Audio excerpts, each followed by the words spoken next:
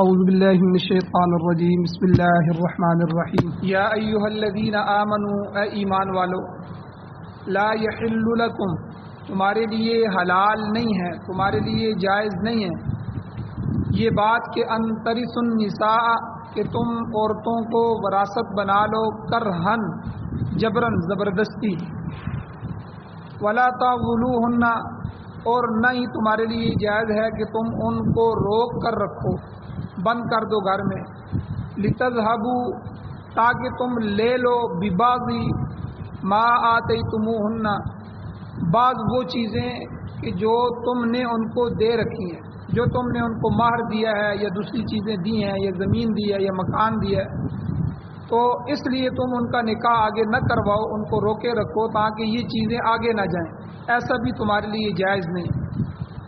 الا ان یاتینا ہاں وہ ایک صورت ہے کہ وہ آئیں بفاحشۃ مبینہ واضح بے حیائی، کھلی بے حیائی کی بات، تو اگر کھلی بے حیائی کا مرتکب ہوں تو پھر پہلی صورت یہ تھی کہ سزا کی کہ اس کو عورت کو گھر میں بند کر دیا جاتا، اسے باہر نکلنے نہیں دیا جاتا۔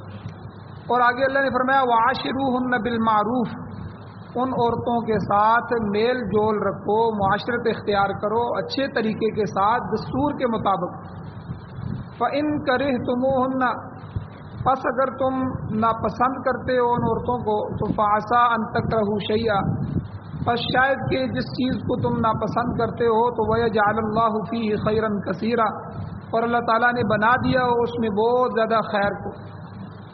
فَإِنْ أَرَدْتُمْ اگر تم ارادہ کرتے ہو استبدال زوج مکان زوج اگر تم تبدیل کرنا چاہتے ہو ایک عورت کی جگہ دوسری عورت کو، یعنی ایک عورت کو طلاق دینا چاہتے ہو، تمہارا نباہ ممکن نہیں ہے، تو اللہ کہتے ہیں وآتیتم تم دو ان عورتوں کو احداہن قنطارا تو تم ان میں سے ہر ایک کو جو ڈھیر مال دیا ہے اس میں سے فلا تأخذوا منه شیئا اس میں سے تم کوئی چیز بھی واپس نہ لو، اتأخذونه کیا تم اس کو لوگے بہتانا و اسم مبینہ بہتان بازی کر کے یا سری گناہ کی شکل میں، وکیف تأخذونه اور تم کیسے ان عورتوں سے اس مہر کو واپس لے سکتے ہو، فقد افضى بعضكم الى بعض حالانکہ پہنچ چکے ہیں تمہارے بعض کی طرف، یعنی تم نے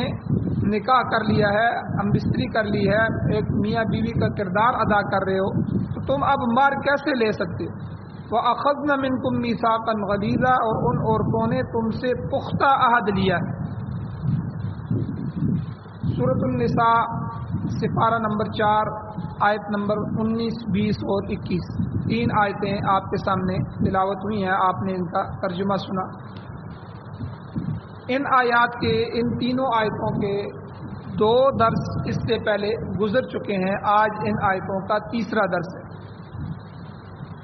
پچھلے ان دو درسوں میں بہت سے مسائل بیان ہوئے۔ ایک تو مسئلہ یہ بیان ہوا کہ زمانہ جاہلیت میں جو فوت شدہ شخص ہوتا تھا اس کے پیچھے جو اس کا سوتیلا بیٹا ہوتا تھا وہ اپنے باپ کی بیوہ یعنی سوتیلی ماں پر قبضہ کر لیتا تھا، اور بیوہ عورت کو بھی مرنے والے کا ترکہ سمجھا جاتا تھا اور سمجھ کر اس کو وراثت میں گویا کہ تقسیم کر دیا تھا، وراثت جیسا سلوک اس سے کیا جاتا تھا۔ اللہ تعالیٰ نے اس سے بھی منع فرمایا، اور ان آیتوں کا اس بارے میں جو شان نزول ہے وہ بھی پیچھے گزر چکا ہے۔ اور اسی طرح اللہ تعالیٰ نے آگے فرمایا کہ لا یحل لکم ان ترثوا النساء کرہا ایک تو تمہارے لیے جائز نہیں ہے کہ تم عورتوں کو جبرن جو ہے وراثت بناؤ، یہ تمہاری وراثت نہیں ہے، بلکہ عورت اگر خاوند فوت ہو جائے یا عورت کو طلاق ہو جائے اور عورت عدت گزار لے، عدت گزارنے کے بعد عورت آزاد ہے، وہ چاہے تو اپنے بیٹوں کے پاس رہے، چاہے تو اپنے خاوند والے مکان میں رہے، چاہے تو اپنے ماں باپ کے گھر چلی جائے، چاہے تو کہیں دوسری جگہ نکاح کر لے، تم کوئی ان کو روکنے والے نہیں ہو سکتے۔ اللہ کہتے ہیں تمہارے لیے ایک تو یہ حلال نہیں ہے کہ تم ان کو وراثت بنا لو کہ ان کے مال کی وجہ سے تم آگے ان کا نکاح نہ ہونے دو، اور دوسرا ولا تعضلوہن تم ان کو روکے رکھو تاکہ لتذهبوا ببعض ما آتیتموہن تم ان چیزوں کو جو تم نے ان کو مال دیا، ہدیہ دیا، مہر دیا، عطیے دیے، وہ ساری چیزیں تم ان سے واپس لے سکو، اللہ کہتے ہیں یہ جائز نہیں۔ اور اس کی تفصیل بھی پیچھے گزر چکی ہے۔ ہاں، عورت جو ہے اپنے خاوند سے ایک صورت بنتی ہے کہ اس کا مال، اس کا مہر خاوند کے لیے جائز ہوتا ہے، وہ خلع کی صورت ہے، اس کی تفصیل بھی پیچھے گزر چکی ہے۔ عورت جان چھڑانا چاہے، خاوند اس کے حقوق ادا نہ کرے، خاوند اس سے بول چال نہ رکھے، یا ناراضگی ہو، یا ہر وقت ڈانٹتا رہے، یا اور کسی وجہ سے نباہ نہ ہو سکے، مشکل ہو جائے، اور عورت جا کے قاضی کی عدالت میں یہ بات پیش کرے کہ میرا میاں میرے حقوق ادا نہیں کرتا، یا فلاں فلاں وجہ سے مجھے اس سے تکلیف ہے، اب میرا اس کے ساتھ رہنا جو ہے وہ اب مناسب نہیں ہے اور مجھے تکلیف ہے، لہذا میں اس سے خلع کرتی ہوں۔ طلاق جو ہوتی ہے یہ خاوند کی طرف سے ہوتی ہے، مرد طلاق دیتا ہے۔ خلع جو ہے یہ بھی طلاق کی ایک قسم ہے، تو یہ عورت کی طرف سے ہوتی ہے۔ عورت جا کے مطالبہ کرے گی، پھر اس کے مطالبے پر قاضی غور کرے گا، اس کے خاوند کو بلائے گا، اس کو مجبور کرے گا، اس کو حقوق ادا کر، یہ کر، وہ کر، فلاں فلاں نقصان نہ کر۔ اگر وہ پھر بھی نہیں مانتا تو اس کے حق میں پھر خلع کیا جائے گا۔ تو خلع میں عورت جو ہے اپنا مہر، اپنا مال، اپنے خاوند کی طرف سے دی ہوئی عطیات، ہدایے، یہ سارا کچھ واپس کرے کہ یہ تم سب لے لو، بس مجھے طلاق دے دو۔ اور اس کا بھی مسئلہ اور تفصیل پیچھے بیان ہوئی۔ آگے اللہ نے پسند ناپسند کے بارے میں، بعض دفعہ ہم کسی عورت کو ناپسند کرتے ہیں تو اللہ نے فرمایا کہ فَعَسَىٰ أَن تَكْرَهُوا شَيْئًا، بعض دفعہ تم کسی چیز کو ناپسند کرتے ہو، وَيَجْعَلَ اللَّهُ فِيهِ خَيْرًا كَثِيرًا، حالانکہ اللہ تعالیٰ نے اس چیز میں بہت سا خیر رکھی ہوتی ہے۔ تو ظاہر ہے انسان خوبیوں کا اور خامیوں کا مجموعہ ہے، اگر کسی عورت میں تھوڑی سی کوئی ایک خامی بھی ہے تو اس میں بے شمار خوبیاں بھی ہو سکتی ہیں۔ شکل و صورت کے لحاظ سے اگر وہ اچھی نہیں ہے تو اس کا اخلاق بہت اچھا ہوگا، ہنر مند ہوگی، سلیقہ مند ہوگی، اعلیٰ جو ہے اقدار کی مالک ہوگی، اس سے پیدا ہونے والی اولاد بہت اچھی ہو سکتی ہے، وہ تربیت یافتہ ہو سکتی ہے، اپنی اولاد کی، آپ کی اولاد کی اچھی تربیت کرنے والی ہو سکتی ہے، اور اسی طرح جو ہے صابر شاکر، یہ اس کے اندر صفت ہو سکتی ہے، دیندار ہونا یہ بھی عورت کی صفت ہے۔ تو یعنی یہ ساری صفات عورت میں ہو سکتی ہیں، تو خالی اس کی شکل و صورت میں نہ جاؤ، بلکہ اگر یہ خوبیاں موجود ہیں تو تب بھی عورت سے نکاح کر لو۔ اور آگے ایک مسئلہ اللہ نے اور بھی بیان فرمایا پچھلے درس میں کہ عورت کی تبدیلی، اگر جو ہے عورتوں کے ساتھ تم نہیں رہنا چاہتے، عورت کو تبدیل کرنا چاہتے ہو، پہلی بیوی سے تمہارا نکاح نباہ رہنا یہ بطریق احسن ممکن نہیں رہا اور طلاق دینا چاہتے ہو، تو اس صورت میں جو مہر تم نے ان کو دیا ہے، اللہ کہتے ہیں وَآتَيْتُمْ إِحْدَاهُنَّ قِنْطَارًا، تم نے ان عورتوں کو قنطار یعنی ڈھیر مال بھی دیا ہے، ڈھیر سارا مال بھی تم نے دیا ہے، لاکھوں کروڑوں روپے جتنا مال بھی تم نے مہر میں ان کو دیا ہے، تو فَلَا تَأْخُذُوا مِنْهُ شَيْئًا، تم اس میں سے کچھ بھی واپس نہیں لے سکتے، ایک روپیہ بھی واپس نہیں لے سکتے۔ تو اس کی تفصیل بھی پچھلے درس میں گزر چکی۔ آج کے درس میں دو چیزیں ہیں، ایک تو مہر کب لازم ہوتا ہے، عورت پر مہر کب لازم ہو جاتا ہے، وہ اس کا حق بن جاتا ہے، اب وہ اس سے آپ واپس نہیں لے سکتے، زندگی میں بھی نہیں لے سکتے، ایک دوسرے کے ساتھ نباہ ہو رہا ہو، چل رہے ہو میاں بیوی بن کے اور اچھے طریقے سے زندگی گزر رہی ہے، تب بھی وہ اس کا حق ہے، وہ آپ نہیں لے سکتے۔ اگر آپ نے اس کو طلاق دینی ہے تو طلاق کے بعد بھی نہیں لے سکتے، وہ اس کا حق بن گیا، اس کا حق ہو گیا، وہ کسی صورت میں بھی اس سے ساقط نہیں ہوتا۔ تو یہ مہر لازم کس وقت سے ہوگا، کب یہ ہوگا؟ تو اللہ تعالیٰ نے اس مہر کی ادائیگی سے متعلق ایک ضروری قانون اس آخری آیت کے آخری حصے میں ذکر فرمایا ہے، اور وہ یہ ہے کہ زوجین، میاں بیوی، ان میں خلوت صحیحہ، صحیح خلوت کے بعد پورے کا پورا مہر ادا کرنا ضروری ہو جاتا ہے۔ اب خلوت صحیحہ کیا ہے یہ آگے آ رہا ہے، اس کو میں ذکر کرتا ہوں۔ اللہ تعالیٰ نے جو جملے ارشاد فرمائے ہیں، اللہ کہتے ہیں وَكَيْفَ تَأْخُذُونَهُ، تم ان سے کیسے وہ مہر واپس لے سکتے ہو، تمہارے پاس کون سا جواز باقی ہے، یعنی اللہ کا انداز دیکھیں، اللہ کہتے ہیں کیسے لے سکتے ہو؟ ایک بندہ کہے جی عورت کو میں طلاق دیتا ہوں، تم یہ جو میں نے تمہیں یہ مکان تمہارے نام کیا ہے یا میں نے تمہیں اتنے تولے سونا دیا ہے یہ یہاں چھوڑ کے جاؤ۔ اللہ کہتے ہیں کیسے لے سکتے ہو تم؟ وَكَيْفَ تَأْخُذُونَهُ، کیوں اللہ کہتے ہیں وَقَدْ أَفْضَى بَعْضُكُمْ إِلَىٰ بَعْضٍ، جبکہ تم بعض سے مل چکے ہو، یعنی میاں بیوی بن گئے ہو، تم مباشرت کر چکے ہو، صحبت کر چکے ہو۔ وَأَخَذْنَ مِنْكُمْ مِيثَاقًا غَلِيظًا، اور عورتیں تم سے پختہ عہد لے چکی ہیں، عورتوں نے تم سے پختہ وعدہ لیا ہے۔ یہ پختہ وعدہ میثاقاً غلیظہ کیا ہے؟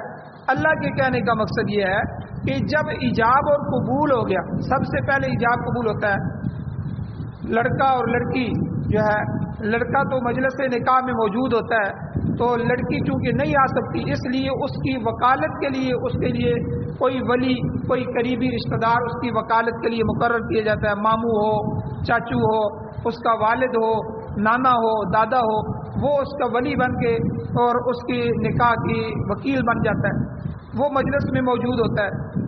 اب سب سے پہلے ایجاب اور قبول ہوتا ہے، ہاں جی فلاں اور فلاں نے اپنی بیٹی جس کا نام فلاں اور فلاں ہے، اتنے حق مار میں اس مجلس میں جو گواہ مقرر ہوئے ہیں ان کے سامنے آپ فلاں اور فلاں کے بیٹے کو فلاں کو دیتے ہیں۔ وہ کہتا ہے جی میں اپنی بیٹی کو دیتا ہوں، حکم شریعت کے دے دیتا ہوں، اور لڑکے سے پھر پوچھتے ہیں آپ نے فلاں کی بیٹی جس کا نام فلاں ہے اتنے اتنے حق مار میں جو لکھا گیا ہے اس مجلس میں موجود گواہوں کے سامنے روبرو، آپ اس کو قبول کرتے ہیں؟ اس نے کہا جی میں قبول کرتا ہوں۔ اب یہ نکاح ہو گیا، ایجاب اور قبول، اسے ایجاب اور قبول کہتے ہیں، لینا اور دینا۔ اس نے ایجاب کیا، مان لیا کہ میں نے دے دیا لڑکی والے نے، اور اس نے قبول کر لیا لڑکے والے نے، ٹھیک ہے جی میں نے اپنے نفس کے لیے قبول کر لیا۔ اب ایجاب اور قبول ہو گیا تو اس کے ذریعے تمہارا نکاح ہو گیا، پھر اس میں مہر بھی مقرر ہو چکا، اتنے اتنے مہر میں تم نے قبول کیا کہ قبول کیا۔ یعنی یہ دو چیزیں اصل ہیں کہ گواہوں کی موجودگی میں ایجاب اور قبول، ایجاب اور قبول بھی واجب ہے، اور گواہوں کی موجودگی، دو گواہ بھی موجود ہوں کم از کم، اور پھر اس کے بعد مہر بھی مقرر ہو۔ یہ دو فرض ہیں اور یہ مہر واجب ہے۔ اب یہ مہر بھی مقرر ہو گیا، ایجاب اور قبول بھی ہو گیا، اور رخصتی بھی ہو گئی، اب تم نے ایک دوسرے سے فائدہ بھی اٹھا لیا، یعنی ہم بستری بھی ہو گئی۔ تو اللہ کہتے ہیں وَكَيْفَ تَأْخُذُونَهُ، اب تم مہر کو کیسے روک سکتے ہو؟ اب اس کے روکنے کی کوئی وجہ باقی نہیں رہی، یہ تمہیں پورے کا پورا ادا کرنا ہوگا۔ اور میں نے کل بھی ذکر کیا تھا کہ ہمارے معاشرے میں جو سب سے کمزور بات ہے جس پہ آخر میں جا کے جھگڑے ہوتے ہیں وہ یہی ہے، آپس میں جھگڑتے رہتے ہیں، پھر جب طلاق کی صورت آتی ہے، جب نکاح ہوتا ہے تو لکھو جی مکان بھی لکھ دو، زمین بھی لکھ دو، جائیداد بھی لکھ دو، اتنا سونا بھی لکھ دو، اتنے لاکھ روپے بھی لکھ دو، اور لکھا دیتے ہیں۔ اب وہ عورت کا مہر ہو گیا۔ اب جب طلاق کی صورت ہوتی ہے تو طلاق پیش آتی ہے، اب کوشش کرتے ہیں نہ اسے مکان دیں، نہ اسے زمین دیں، نہ جائیداد دیں، جو کچھ لکھا ہوا ہے کوئی بھی عورت لے کے نہ جائے۔ اللہ کہتے ہیں وَكَيْفَ تَأْخُذُونَهُ، کیسے لے سکتے ہو؟ تمہارے پاس تو جواز ہی نہیں ہے، تم نے ایجاب اور قبول کے ذریعے نکاح کیا ہے، پھر مہر مقرر کیا ہے، گواہوں کی موجودگی میں یہ سب کچھ ہوا ہے، مجلس میں ہوا ہے، اس کی تشہیر ہوئی ہے، تم نے اتنے لوگوں کو ولیمہ کھلایا ہے، ٹھیک ہے، تمہارا آپس میں جوڑ ہو گیا، نکاح ہو گیا، اور پھر اس کے بعد تم نے فائدہ بھی اٹھا لیا۔ وَقَدْ أَفْضَى بَعْضُكُمْ إِلَىٰ بَعْضٍ، یہ جو جملہ ہے، تم میں سے بعض کو پہنچ چکے ہیں، تم میں سے بعض سے مل چکے ہیں، یعنی یہ ہم بستری ہو گئی ہے۔ تو اب مہر کو روکنے کی کوئی وجہ اور کوئی جواز باقی نہیں رہا، تمہیں پورے کا پورا مہر ادا کرنا ہوگا، وہ مکان بھی بیوی کو دینا ہوگا، وہ ساری چیزیں دینی ہوگی۔ اب اگر تم بیوی کو طلاق دینا چاہو تو پورا مہر ادا کرو۔ اللہ کہتے ہیں کسی ہیلے سے، کسی بہانے سے اس مہر کو مکمل طور پر روکنے کی بھی کوشش نہ کرو، یا اس میں کمی کرنے کی بھی کوشش نہ کرو۔ بعض دفعہ لڑکی والوں کو اتنا تنگ کیا جاتا ہے، وہ مجبور ہو کے کہتے ہیں چھوڑو جی ان چیزوں کو، ہم اس کو چھوڑتے ہیں، بس طلاق دو۔ اللہ کہتے ہیں ایسا کوئی تنگی جبر، کوئی ہیلا بانا، بعض دفعہ اتنا تنگ کیا جاتا ہے اچھا جی ہمیں جو ہے مکان رہنے دو، سونا دے دو، یعنی اس میں کمی ہو جاتی ہے اس کے بارے میں۔ اللہ کہتے ہیں اب تم کمی بھی نہیں کر سکتے اور پورا بھی نہیں روک سکتے، تم اس وقت لکھاتے وقت ہوش سے، اس لیے علماء نے لکھا ہے کہ اپنی حیثیت کے مطابق مہر لکھا جائے، حیثیت کے مطابق۔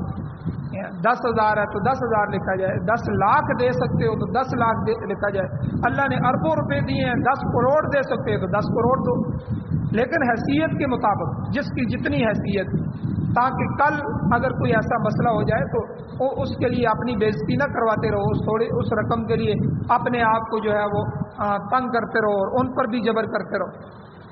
تو اس مسئلے میں کہ مہر کب واجب ہو جاتا ہے, کب عورت کا حق بن جاتا ہے, اکثر ائمہ اکرام فرماتے ہیں کہ مہر کی مکمل ادائیگی کے لیے میاں بیوی کے درمیان ہم بستری ضروری ہے. اس صحبت اور ہم بستری سے مہر واجب ہو جاتا ہے, اکثر ائمہ یہ فرماتے ہیں. مگر امام اعظم ابو حنیفہ رحمہ اللہ یہ فرماتے ہیں کہ ہم بستری ضروری نہیں ہے. اگر زوجین میاں اور بیوی کو خلوت صحیحہ حاصل ہو گئی تو مہر کی ادائیگی لازم ہو جاتی ہے. خلوت صحیحہ کیا مراد ہے؟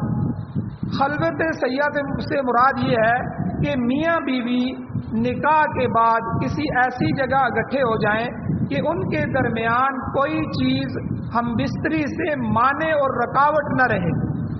اگرچہ فی الحقیقت وہ آپس میں ملے نہ ہوں, انہوں نے ہم بستری نہ کی ہو, ہم بستری واقعہ نہ ہوئی ہو, صحبت نہ ہوئی ہو, لیکن جو ہے وہ کسی ایسی جگہ آدھے گھنٹے کے لیے الگ سے بیٹھ جائیں جہاں نہ ماں باپ ہو, نہ ان کا کسی کا آنا جانا ہو, ایسی خلوت تنہائی ان کو مل گئی ہو, اس کو خلوت صحیحہ, صحیح تنہائی اس کو کہتے ہیں. تو ہمارے ہاں اکثر جو ہوتا ہے وہ یہ صحیح طریقہ ہوتا ہے نکاح کے وقت کہ ہمارے ہاں رخصتی اسی وقت ہوتی ہے جب نکاح ہوتا ہے. اکثر یہی ہوتا ہے کہ جو ہی نکاح کیا, نکاح کے ساتھ ہی بارات آتی ہے, بارات وہ لے کے چلے جاتے ہیں, اس میں مسئلہ ہی نہیں ہوتا. تو اس میں پہلی رات جو میاں بیوی ملتے ہیں شب زفاف ہوتی ہے, اور اس کے بعد دوسرے دن ولیمہ ہوتا ہے اس کی خوشی میں, تو یہ ان کو خلوت مل جاتی ہے, اس میں تو مسئلہ ہی نہیں ہے. لیکن وہ مقام, وہ حالات, وہ علاقے کہ جہاں کئی دفعہ بچپن میں نکاح کر دیتے ہیں, کئی دفعہ بچہ بڑا ہوتا ہے نکاح ہوتا ہے, اور نکاح کے بعد رخصتی میں دیر کر دیتے ہیں, 2 سال, 3 سال, 5 سال, 10 سال رخصتی نہیں کرتے. اب یہ میاں بیوی بن چکے ہیں نکاح کے ساتھ, کیونکہ مجلس نکاح کی قائم ہوئی ہے, اس کے اندر گواہ موجود ہوئے ہیں اور ان کا نکاح ہوا ہے, حکمار رکھا گیا ہے, ان کا نکاح ہو چکا. اب یہ رخصتی کے اندر شرعاً اور اخلاقاً جو ہے وہ دیر نہ کی جائے. نکاح ہو جاتا ہے, رخصتی اگر دیر سے کی جائے تب بھی نکاح کے اوپر فرق نہیں پڑتا.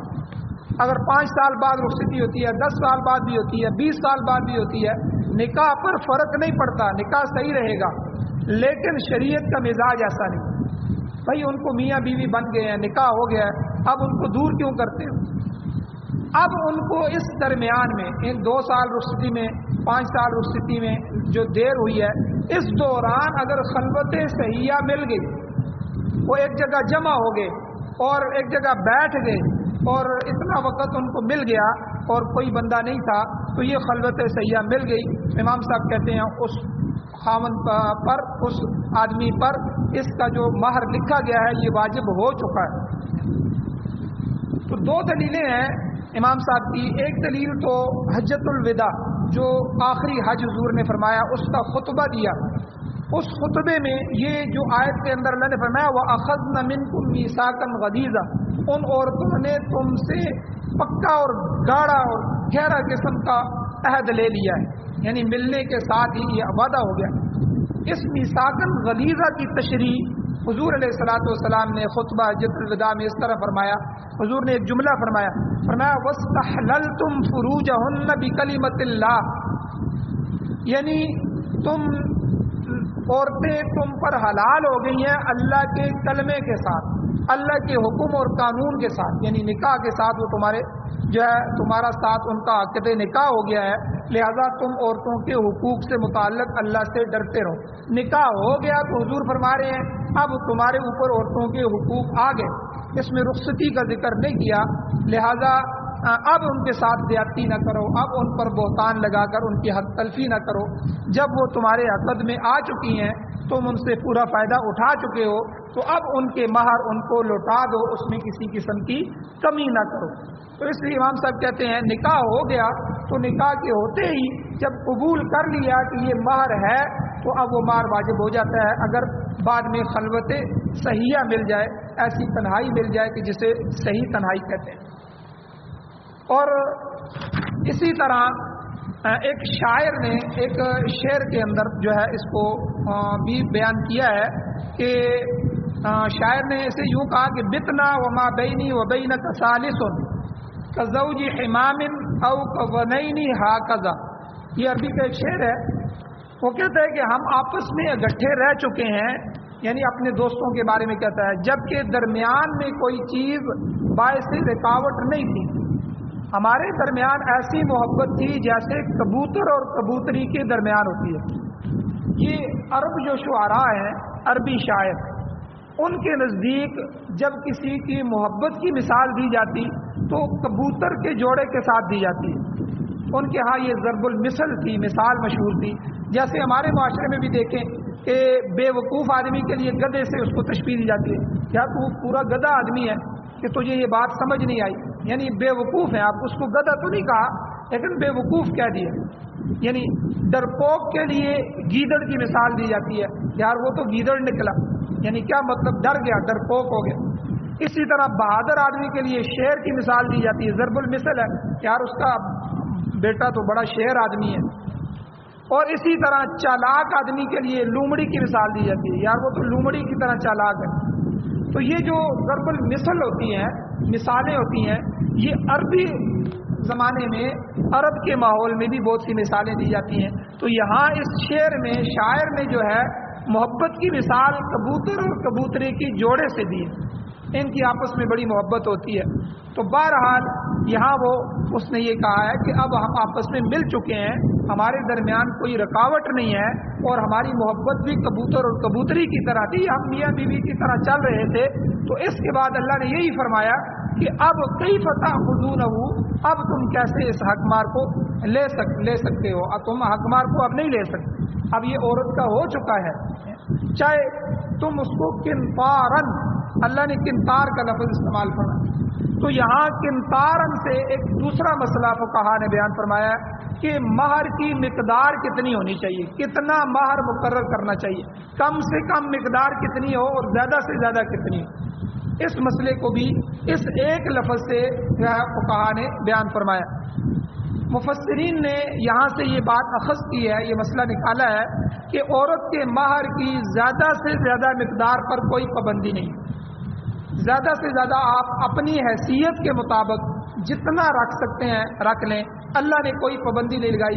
यहाँ अल्लाह ने किन्तारन का लफ्ज़ इस्तेमाल किया कि तुम ढेरों माल जो है हक मार के तौर पर औरत को दे लो तो तुम उससे वापस नहीं ले सकते। तो ये ढेर का जो लफ्ज़ है ये बता रहा है कि लाखों करोड़ों अरबों रुपए मार भी दे सकते हो, यानी इसमें कोई जो है एक जगह आके पाबंदी अल्लाह ने नहीं लगाई। ये तो हो गया ज़्यादा से ज़्यादा, अपनी हैसियत के मुताबिक जितना दे सकते हो।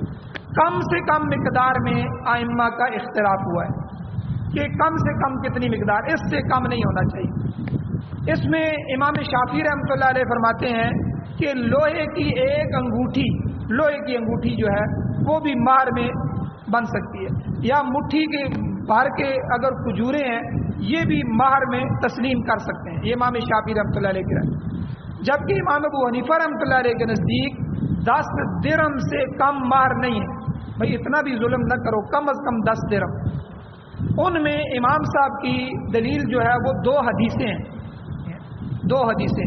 एक हदीस तो हज़रत अब्दुल्लाह इब्न अब्बास रज़ी अल्लाह तआला अन्हु और हज़रत अली रज़ी अल्लाह तआला अन्हु की, ये दो अलग रवायतें हैं जिसमें हुज़ूर इस्लाम ने फरमाया ला महरा अक़ल्ल मिन 10 दराहिम, कि 10 दिरहम से कम मार नहीं है, 10 दिरहम से कम मार नहीं है, खुद हुजूर ने फरमा दिया। दूसरी बात हुजूर जो है इमाम साहब फरमाते हैं कि देखो जब हम औरत से निकाह करते हैं तो औरत के उज़्व का मालिक होते हैं, यानी उसकी शर्मगाह के मालिक हो जाते हैं दूसरे लफ्ज़ों में, तो उसका जवाज़ का हमें हक मिल जाता है, हम उससे नफ़ा उठा सकते हैं, हम बिस्तरी कर सकते हैं, निकाह जो हो गया। तो अब एक उज़्व जो है इंसान का कम अज़ कम जो माल है, जो माल चोरी हो जाए, जिस पर हाथ काटा जाएगा, वो 10 दिरहम है। ये तो शरीयत में मुकर्रर है कि 10 दिरहम से कम चीज़ है, किसी ने चोरी कर ली, कुछ जूता चोरी कर लिया, ये 200 का 300 का, अच्छा 10 दिरहम बनते कितने हैं? 10 दिरहम ये تقریباً 2.25 یا 3 تولے جو ہے وہ چاندی بنتے ہیں. 3 تولے چاندی کر لیں. یہ 2.5 تولے سے زیادہ اور 3 تولے سے کم ہے. احتیاطاً 3 تولے چاندی. 3 تولے چاندی. 1 تولہ چاندی ابھی ہمارے زمانے میں تقریباً 1700 یا 1800 روپے فی تولے چاندی چل رہی ہے. اگر 1700-1800 فی تولے ہو تو یہ 3 تولے جو ہے یہ تقریباً جو ہے 5,500 روپیہ 5500-5600 روپیہ یہ بنتا ہے. یعنی کبھی مار رکھنا پڑے تو 5500-5600 یہ 6000 سے کم مار نہیں ہونا چاہیے. شرعاً امام صاحب کہتے ہیں یہ جائز نہیں ہے. کم از کم اتنا تو عورت کو دو کہ جو اس سے زیادہ ہو. یہ کم از کم کی مقدار. تو اس میں حدیث موجود ہے کہ حضرت عبداللہ ابن عباس رضی اللہ تعالیٰ عنہ کی اور علی کی کہ حضور نے خود فرمایا لا مہر اقل من 10 دراہم کہ 10 درہم سے کم مہر نہیں ہے. اور ہمارے زمانے میں ایک رواج اور چل رہا ہے جی 21.5 روپے یا 32.5 روپے رکھ لو. اس میں بھی آپ یہ بات سمجھ لیں کہ یہ 32.5 روپے جائز نہیں ہے. یہ کسی زمانے میں جب یہ مار رکھا گیا ہوگا تو کم از کم مار جو 3 تولے چاندی میں نے ابھی بتایا تھا 10 درہم یہ اس کی قیمت اس زمانے میں 32 روپے ہوگی. تو اس لیے وہ 32 روپے ہی چلنا شروع ہو گیا ہوگا. تو یہ لوگوں میں غلط ہے. بلکہ یہ 3.5 تولے چاندی اس کا ریٹ بڑھتا رہتا ہے. ہو سکتا ہے اگلے سال چاندی جو ہے وہ 2500 روپے تولا ہو جائے. تو اس لیے وہ پھر 7,500 8,000 کم از کم مقدار پہنچ جائے گی. اور ہو سکتا ہے آگے 20 سالوں کے بعد چاندی جو ہے وہ 10,000 روپے تولا ہو جائے. تو 3 تولے وہ 30,000 روپے پہ پہنچ جائے گی. اس لیے یہ ہم نے 3 تولے کی قیمت دیکھنی ہے جب نکاح ہو رہا ہو کہ اس سے کم مار ہم نے نہیں رکھنا کہ 3 تولے چاندی کی بازار میں اس وقت قیمت کیا ہے. تو کسی زمانے میں 32 روپے 3 تولے بنتی ہوگی تو وہ 32 روپے مشہور ہوئے تو پھر کرتے کرتے وہ 32 ہو گئے. یہ بات غلط ہے. 32 روپے کوئی مار نہیں. اور البتہ زیادہ سے زیادہ مار کی کوئی مقدار نہیں ہے. میں نے پہلے ذکر کیا ہے ہزاروں روپے لاکھوں روپے کروڑوں روپے نقد آپ رکھ سکتے ہیں یا جائیداد کی صورت میں مکان نام کر سکتے ہیں مار مقرر کر سکتے ہیں. البتہ مہر میں مبالغہ کرنا یہ زیادتی کرنا شریعت میں پسندیدہ نہیں ہے. منع بھی نہیں ہے لیکن شریعت نے اس کو پسند نہیں کیا. بعض چیزیں جو ہوتی ہیں وہ شریعت اس سے روکتی نہیں ہے لیکن شریعت کا مزاج بھی ایسا نہیں ہوتا. شرعاً کہ بھائی مبالغہ کیا جائے زیادہ سے زیادہ رکھا جائے یہ زیادہ سے زیادہ بڑھنا جو ہے یہ شریعت میں مزاج نہیں ہے. اس کو پسند نہیں کیا پسندیدہ نہیں ہے. یعنی بہت زیادہ مار لکھ کر پھر ادا نہ کرنا یہ تو درست نہیں ہے. یہ تو جائز بھی نہیں ہے. ٹھیک ہے. مہر ہمیشہ حیثیت کے مطابق ہونا چاہیے. اور اول تو مار معجل ہو کہ فوراً اسی وقت مجلس میں ادا کر دیا جائے. اور اگر مار معجل ہو تو اس کی مدت بعد میں ہو تو تب بھی یاد رکھیں موت سے پہلے یہ چیزیں بیوی کے حوالے کریں مہر کو. اگر نہیں حوالے کریں گے تو آپ کے مرنے کے بعد سب سے پہلے قرضے میں بیوی کا مہر ادا کیا جائے گا. بیوی کا مکان الگ کرو. ٹھیک ہے. یہ مکان تو بچوں میں تقسیم نہیں ہوگا یہ تو بیوی کا ہو چکا ہے کیونکہ آپ نے مہر میں یہ عورت کو لکھوایا تھا. اسی طرح جو کچھ لکھوایا ہے جہاں پہلے میت کے قرضے پورے کیے جائیں گے وہاں یہ مہر اور یہ مکان اور یہ جائیداد پہلے بیوی کو دی جائے گی. اپنی زندگی میں اس کو دے دو خوشی سے دے دو کیونکہ آپ نے لکھوایا ہے. مہر ہوتا ہی وہ ہے جو بیوی کا حق ہے. تو اس لیے لکھواتے وقت جو ہے اب حضور علیہ السلام کی بیٹیوں اور حضور کی بیویوں کا مہر کتنا تھا. حدیث میں آتا ہے کہ حضور کی اکثر بیٹیاں اور جو بیویاں تھیں ان کا مہر 500 درہم سے زیادہ نہیں تھا. 500 درہم.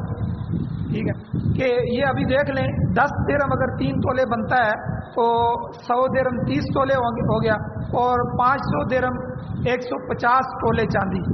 150 تولے چاندی بھی اس وقت تقریباً جو ہے وہ 2.25 لاکھ 2.5 لاکھ روپے کے قریب بنتی ہے. تو یہ اور اس وقت چاندی کی اتنی زیادہ قیمت نہیں تھی. تو بہرحال یہ 500 درہم جو ہے یہ مہر تھا حضور علیہ السلام کی اکثر بنات کا اور ازواج کا. البتہ ایک بیوی حضور علیہ السلام کی جو ام حبیبہ رضی اللہ تعالیٰ حضرت ابو سفیان رضی اللہ تعالیٰ عنہ کی بیٹی حضرت امیر معاویہ رضی اللہ تعالیٰ عنہ کی بہن جو ام المؤمنین ہیں حضرت ام حبیبہ رضی اللہ تعالیٰ عنہ ان کا جو مہر تھا یہ 4,000 درہم تھا. 4,000 درہم. تو 4000 درہم یہ کم از کم جو ہے کہ 1200 تولے چاندی بن جاتی ہے، تو تقریباً تو اب اتنا مہر یہ حضور نے خود نہیں رکھا تھا، بلکہ یہ حبشہ میں تھی، وہاں سے حضور کا پیغام جب نجاشی کو پہنچا، اس نے خود حضور کا نکاح کیا، کیونکہ وہ بادشاہ تھا، اس لیے اس نے مہر بھی حضور کی طرف سے ادا کیا۔ تو یہ مہر نجاشی نے رکھا تھا اور ادا بھی نجاشی بادشاہ نے کیا تھا، حبشہ کے بادشاہ نے، اس لیے اس نے 4000 درہم جو ہے ان کو ادا کیا، ام حبیبہ رضی اللہ تعالیٰ عنہ، اور حضرت خدیجہ رضی اللہ تعالیٰ عنہ وہ بھی مہردار تھی، ان کا مہر بھی اسی مقدار کا تھا، باقی سب بیویوں اور بیٹیوں کا مہر تقریباً 500 درہم تھا۔ تو حضرت عمر رضی اللہ تعالیٰ عنہ فرماتے ہیں کہ لوگوں مہر میں مبالغہ نہ کرو، اگر یہ پسندیدہ ہوتا تو اللہ کا نبی ایسا کرتا، مگر آپ نے ایسا نہیں کیا، مہر جتنا کم رکھو گے ادائیگی میں اتنی آسانی ہو۔ بہرحال اگر علیحدگی، یہاں یہ جو قانون اللہ نے بیان فرمایا وہ طلاق کا بیان فرمایا، اگر طلاق کی نوبت آ جائے، علیحدگی کی صورت پیدا ہو جائے، تو علیحدگی خوش اسلوبی سے انجام دو، اچھے طریقے سے علیحدہ ہو جاؤ، دیا ہوا مال واپس نہ لو، جو ہے یہ اللہ تعالیٰ نے اس آیات میں تفصیلاً بیان فرما دیا۔ اب اگلی آیتوں میں محرمات کا تذکرہ ہے کہ کون کون سی عورتوں سے نکاح جائز ہے اور کون سی عورتیں ایسی ہیں کہ جن سے نکاح شرعاً جائز نہیں ہے۔ اللہ تعالیٰ سے دعا ہے اللہ ہمیں عمل کی توفیق عطا فرمائے، آمین۔ الحمدللہ رب العالمین والعاقبۃ للمتقین والصلاۃ والسلام علی رسولہ النبی الامی الکریم۔ یا اللہ ہماری کمیوں کو تہیوں کو معاف فرمائیے، درگزر فرمائیے، صغیرہ کبیرہ گناہوں کو معاف فرمائیے۔ یا اللہ ہماری حال پر رحم فرمائیے، قرآن و سنت کے مطابق چلنے کی توفیق عطا فرمائیے، قرآن و سنت کو ہمارے معاشرے کا حصہ بنائیے۔ یا اللہ اس کو بطور آئین، بطور قانون پاکستان سمیت پوری دنیا میں نافذ فرمائیے۔ یا اللہ پیارے پیارے قانون یا اللہ ہمیں نصیب فرمائے۔ یا اللہ ہر طرح کی ظلم سے، زیادتیوں سے اور ہر طرح کے دھوکے بازی سے، یا اللہ کفری قوانین سے ہمیں محفوظ فرمائے۔ یا اللہ سعادت والی زندگی اور شہادت والی موت نصیب فرمائیے۔ یا اللہ جو پریشان حال ہے ان کی پریشانیوں کو دور فرمائیے، جو اللہ یا اللہ اس دنیا سے ایمان کی حالت سے جا چکے ہیں، یا اللہ ان سب کی بخشش فرمائیے۔ یا اللہ ہماری دعاؤں کو محض اپنے فضل و کرم سے قبول فرمائیے۔ صلی اللہ تعالیٰ علی خیر خلقہ محمد وآلہ وصحبہ اجمعین برحمتک یا ارحم الراحمین۔